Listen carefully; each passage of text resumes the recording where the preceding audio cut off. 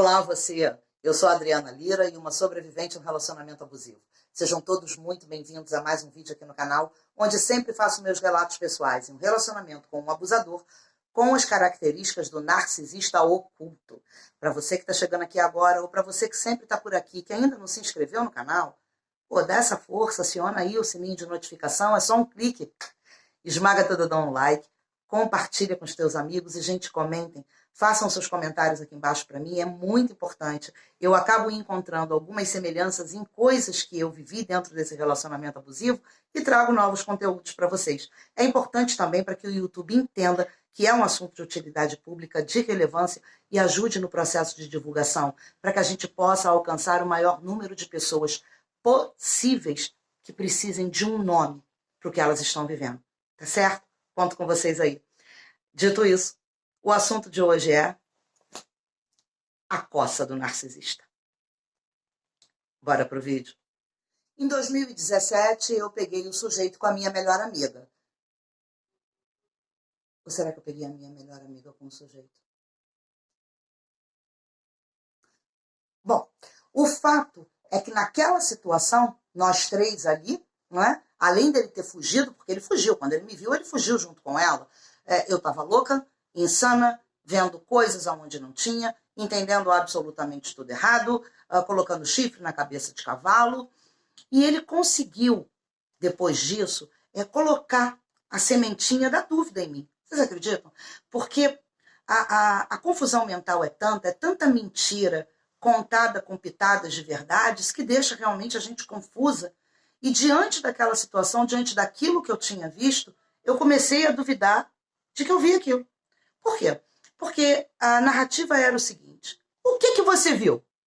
Você viu o quê? O que você viu demais? Aí a vítima começa. Será? Pois é, acho que eu tô sendo injusta. A gente só estava voltando da igreja. Era pleno sábado, 11 horas da noite. Tem culto que vai até essa hora, dia de sábado? Bom, enfim. Mas como era muito possível que os dois realmente estivessem na igreja, né? Ele, porque também se fazia de cristão. Ela, porque até no púlpito subia para poder dar a palavra. Chegou a confessar para mim, inclusive, que tinha muito medo de um dia estar sentada no banco da igreja e que Deus levantasse alguém no púlpito que revelasse a vida dela em público. Mas a responsabilidade foi minha por não ter critérios. Eu não a julgava. Ela confessava para mim que todo final de semana ela colocava dentro da casa dela um homem diferente e casados. Então eu não tive critério para perceber que se todo final de semana ela estava com um homem diferente e casado, o próximo homem casado que ela levaria para dentro da casa dela, quem seria? Pois é. Então era possível que ela estivesse na igreja, era possível que eles estivessem na igreja, ainda que fosse muito estranho, o porquê que eu não podia saber disso? Por que não me contaram? Afinal de contas, por que não me contaram nem que haviam trocado contato entre si e que combinaram alguma coisa? Por que eu não poderia saber? Né? Mas ainda assim fica tudo muito confuso, porque você começa a questionar, mas por que eu não podia saber? Mas por que não me contaram? Por que vocês trocaram o WhatsApp e não me contaram? E aí vem aquela história, pô, mas a gente não tem privacidade, mas a gente não tem a individualidade, não quis contar, não achei que devesse, não estou fazendo absolutamente nada demais. Vai causando confusão. Tanta confusão, e eu realmente fiquei tão confusa, vocês cuidado com isso, cuidado para quem passa com algo parecido, as histórias podem ser diferentes, os contextos são os mesmos, as circunstâncias diferentes, mas o ciclo é o mesmo. Então observem bem isso. Tanto que eu cheguei já aqui a comentar, ele no dia seguinte esteve na minha casa, de manhã cedo, perguntando se havia possibilidade da gente resgatar o nosso casamento, e eu estava mesmo na dúvida, né? E eu disse, não sei, preciso pensar, o que foi até um absurdo hoje, eu recapitulo isso e penso que foi um absurdo diante de tudo que eu havia visto. Mas eu estava confusa, eu fiquei confusa, como sempre, nesses 25 anos, Eu fiquei confusa várias vezes, por mais que eu questionasse o inquestionável. Mas é muito inerente mesmo, a vítima é nessa vibe mesmo. Por isso que as nossas narrativas são tão complexas, não é? Então, quando ele me perguntou isso, eu disse que precisava pensar, ele disse, à noite eu volto e a gente termina essa conversa. Não voltou. E sumiu por 5 meses. Desapareceu.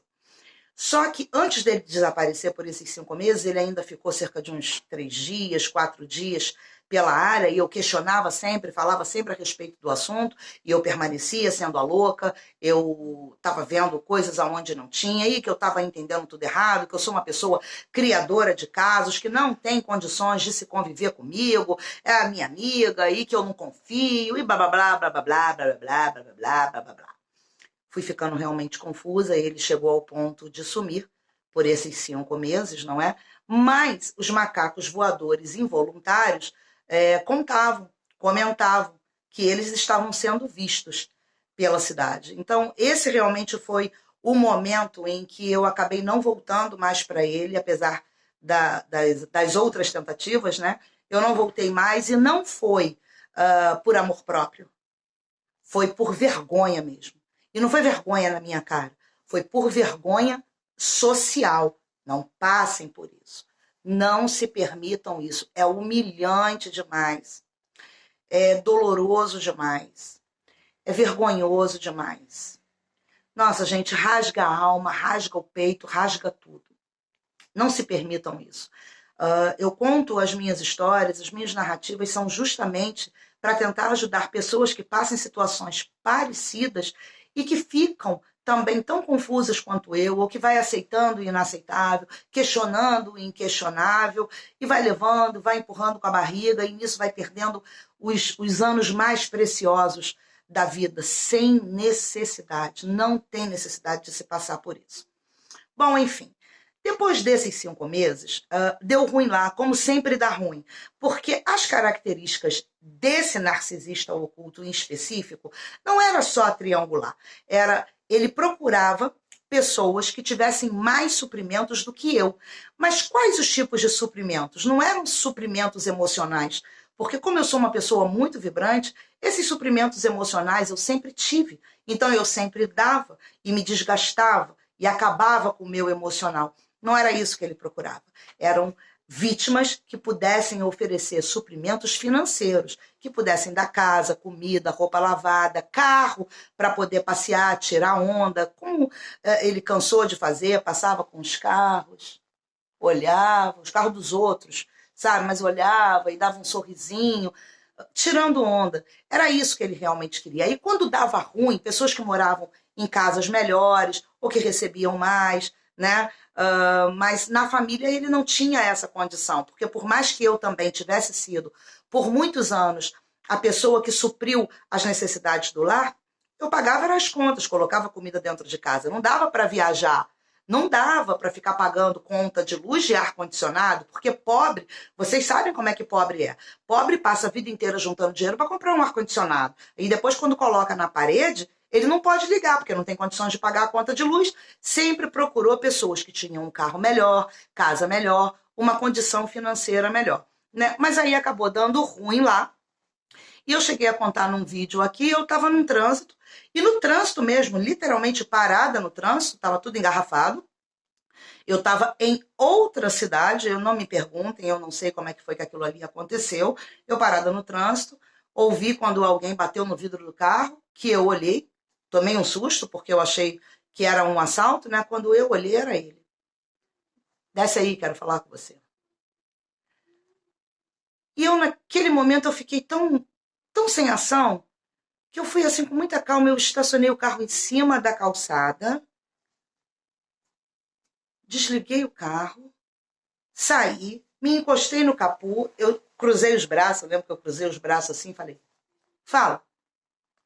E ele é muito alto, então eu estava aqui embaixo. Hoje eu rio um pouco dessa situação, mas eu estou querendo contar aqui para vocês o que não deve ser feito.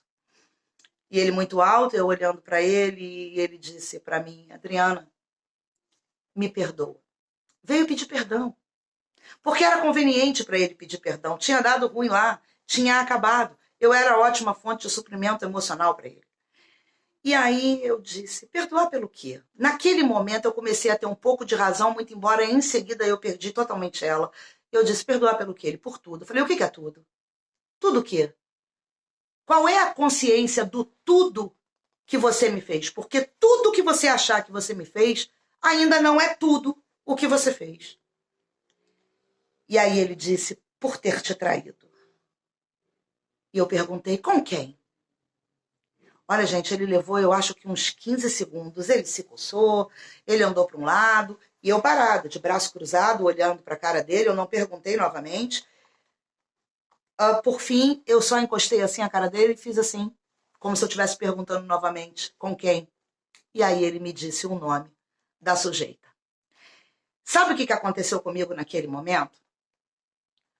Uma fúria e uma dor, pela revelação, por ter assumido tudo aquilo realmente que eu tinha visto, mas a revolta e a indignação, a fúria que me subiu, foi porque eu era a louca, eu era doida. Ele me colocou em dúvidas, eu questionei diversas vezes, eu cheguei a perder noites de sono achando que podia estar sendo injusta. Tudo isso me deu uma indignação, mas isso foi em milésimos de segundos. Me subiu uma indignação tão grande que eu falei, você merece uma coça. Mas eu dei muito. Eu dei muito.